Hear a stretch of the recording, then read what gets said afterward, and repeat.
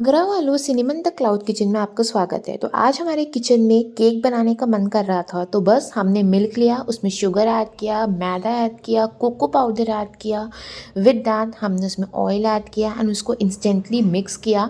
Make sure करना सारे products बहुत ही अच्छी एंड प्रीमियम क्वालिटी के होने चाहिए। अगर अच्छी क्वालिटी के नहीं होंगे तो आपका केक नहीं अच्छा बनेगा।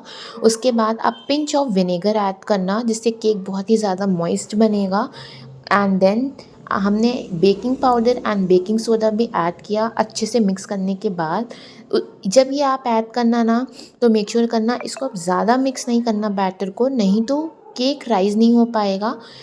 तुरंत ही फिर आप नॉन स्टिक पैन लेना, उसमें ऑयल डालना, ग्रीस करना अच्छे से पैन को एंड अपना बैटर पोर करना।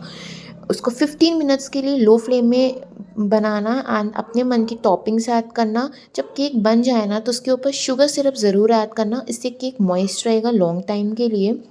अच्छे से डेकोर करो केक को जैसे आपको मन हो एंड देन सर्व करो एंड एंजॉय करो। तो आगरा वालों, कभी भी आपका घर जैसा केक खाने का मन हो, ऑर्डर निमन द क्लाउड किचन पे क्लिक करो एंड कॉन्टैक्ट करो एंड बस कॉल करो।